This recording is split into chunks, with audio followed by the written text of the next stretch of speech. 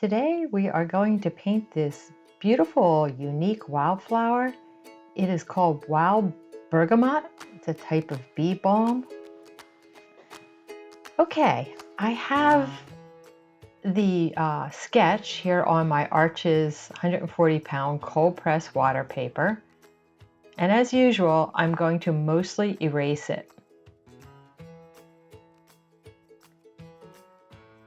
The first thing that I want to paint in this particular painting is I want to get the stems of the flower in. And the reason why I'm doing that is because it will help me to ground the painting. In other words, I can barely see where I'm painting everything. So if I put the stems in, it'll give me sort of a map for where everything goes. Sometimes it's kind of hard to see that barely there sketch underneath.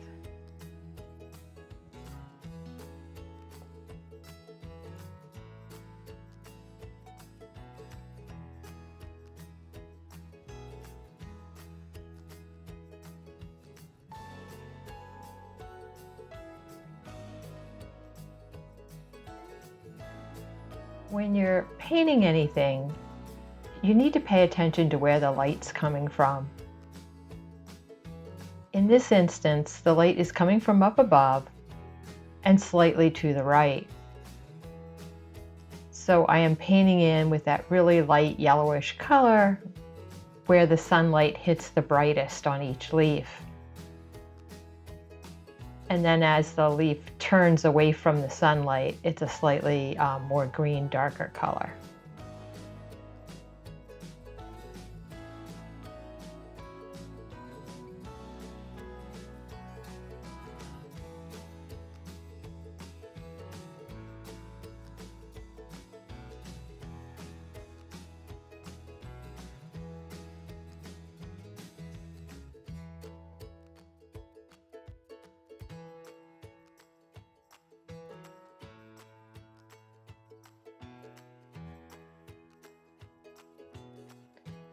On the wild bergamot, the leaves are always opposite of each other. They form along the stem in pairs. Noticing things like that about a particular plant is important if you're trying to paint a representation of how it really looks.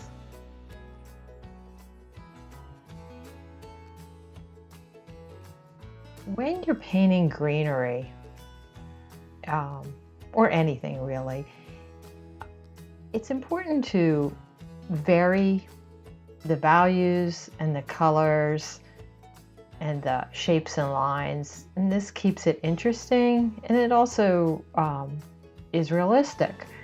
So sometimes you'll see a leaf face on, sometimes it'll be curved downward, or you'll see the side of it.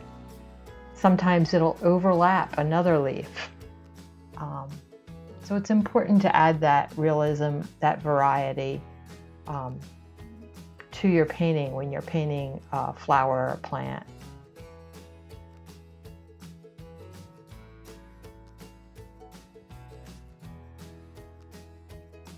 Sometimes a leaf will curve up and you'll actually see the underside of the leaf and the top side because it's sort of curved and flipped.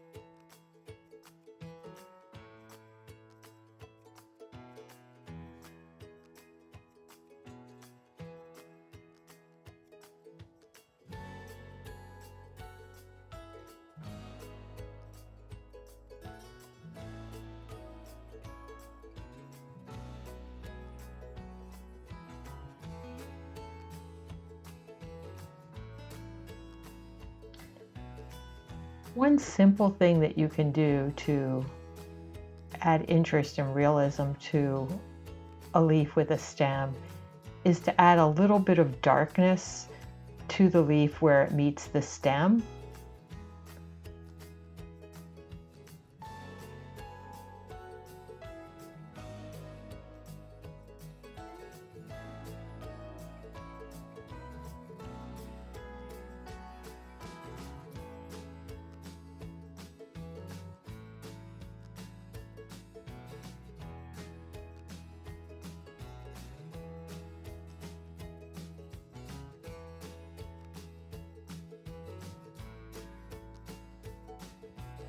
I'm cleaning my palette up a little bit because I'm getting ready to paint the petals of the flower, and I want the colors to remain pure. If you let your greens mix with your purples, it just won't be as vibrant of a painting. And here I'm mixing my purple from two colors, from a cobalt blue and a rose madder quinacridin. I think that's the way they pronounce it. And that blue and that red are very clean primary versions of blue and red. It just makes some really nice purples.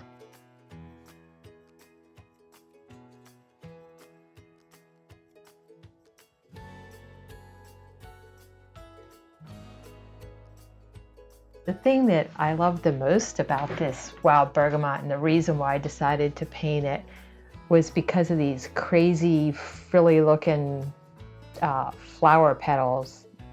I don't know, they look like some sort of a messed up pom-pom.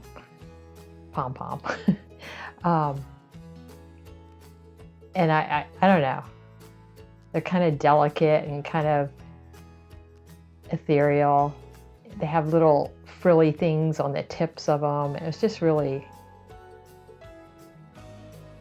I don't know, fun and interesting.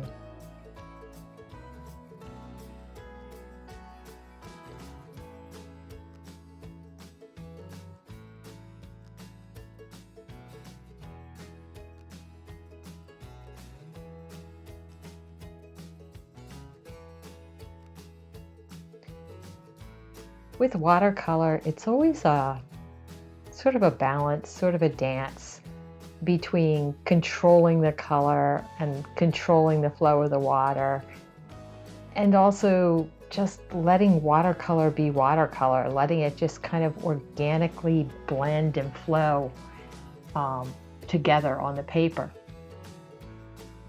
And it's the artist's job to find the right balance between being too controlled and too, I don't know, messy. And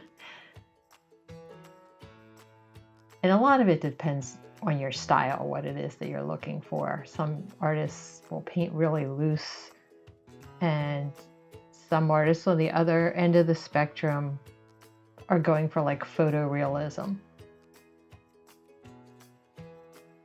I like to go somewhere in between, where I'm letting the water carry the pigments around and make interesting impressions on the paper, but I'm also directing it to represent what I want it to represent. In this instance, I'm trying to convey basically how fun and crazy these flowers are, with their little wavy, frilly leaves, petals.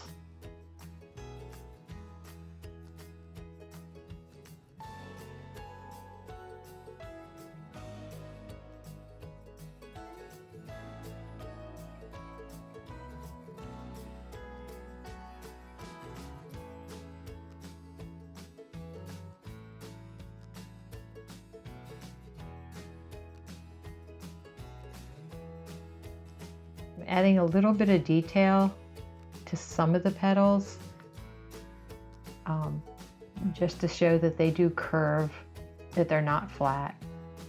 Putting the green center in the middle there.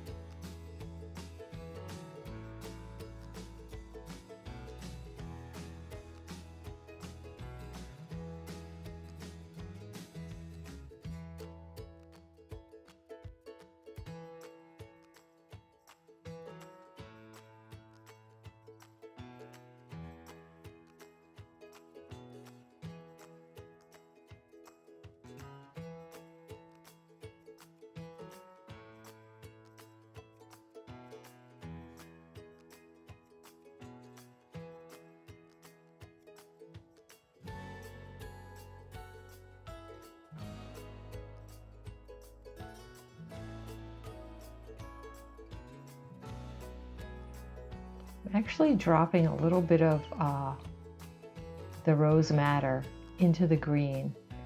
When you combine red and green, you end up with a dark green. Sometimes a purple will do that also. Adding purple to green will give you a shadow on green. The color theory there is that you add the opposite color to a color to achieve the darker version. So green, you would add red to create a dark green. Purple, of course, having a lot of red in it also works.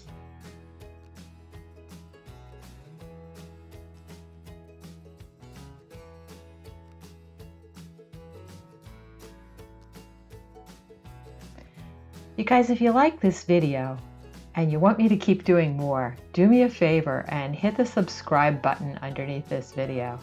It'll really help me out a lot, and it will allow me to continue to make these videos. I'm adding a little bit of detail to some of the leaves. So I'm lightly with a broken line and a very fine tip on the brush, adding a few of the veins to some of the leaves.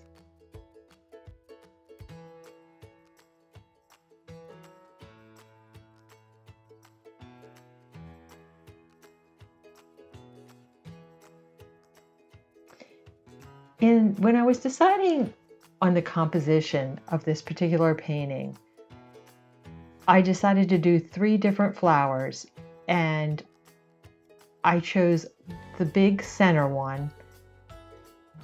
The one on the left is sort of a side view of one that's, you know, a little bit bloomed out, but not fully bloomed out.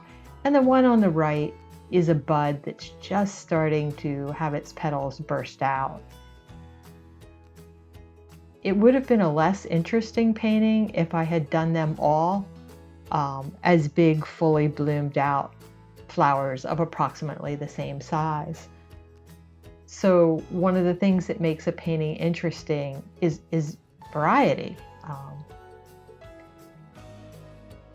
So we have unity in the 3 flowers of the same type, but we have variety in you know, the size and the shape and the view for each one of them. There'll be slightly more detail in that center flower because it's the focus point.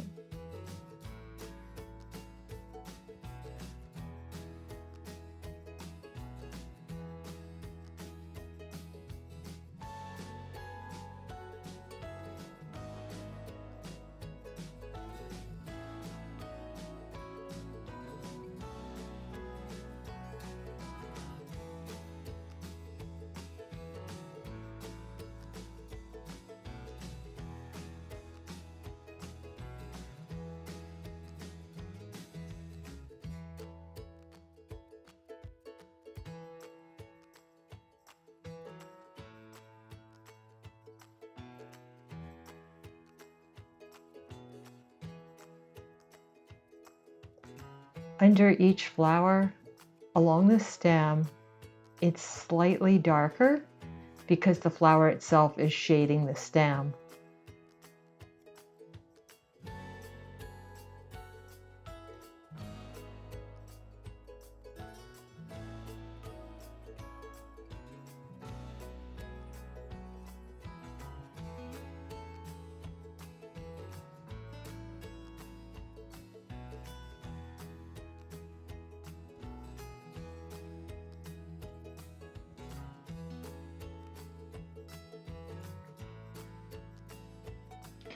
I am mixing a mixture of red and green and adding it to the side of the stem for 2 reasons. One, this is like a shadow and it's giving it the 3D look. And also because this particular flower actually has kind of a reddish stem.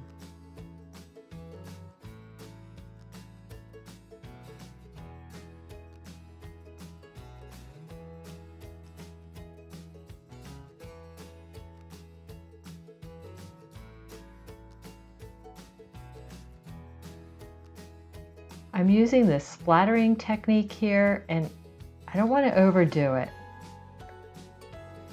but I feel like a few little splatters there really do help to convey the, I don't know, the fancy little frilliness of this particular flower.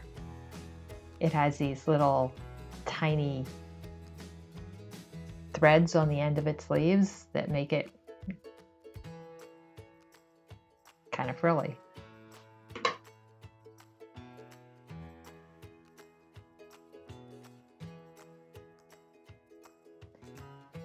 At this point in the painting process, we basically have everything down where it belongs. And now it's just a matter of deciding, you know, is there more detail that needs to be added? Are there values that need to be corrected, like making something darker?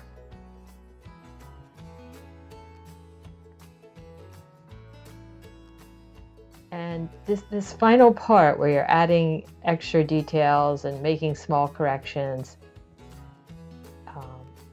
it's important. It's important to know to do it, and it's important to know when to stop. Sometimes those last few strokes that you make just really bring the painting together. On the other side, you can definitely, as every artist knows, you can definitely overwork your painting and it loses that fresh vibrancy. So it's always important to stop at the right place, which is easier said than done.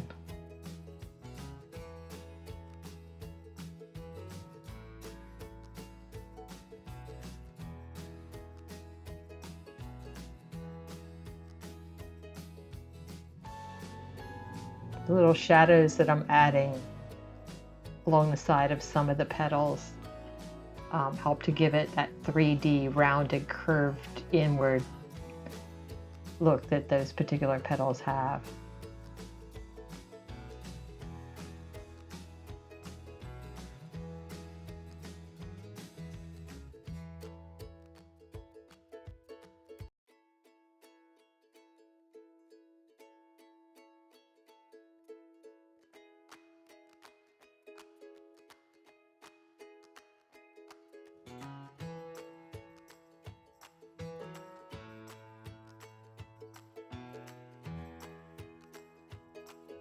Okay, that's where I'm stopping.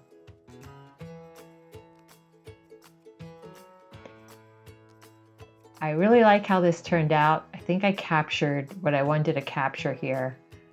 This is a fancy wildness of this flower. I also did this sunflower. I'm doing a series of wildflowers. I'll put the link for the sunflower in the notes below. If you guys have a particular flower you'd like me to paint next, just let me know in the comments below. See you next time.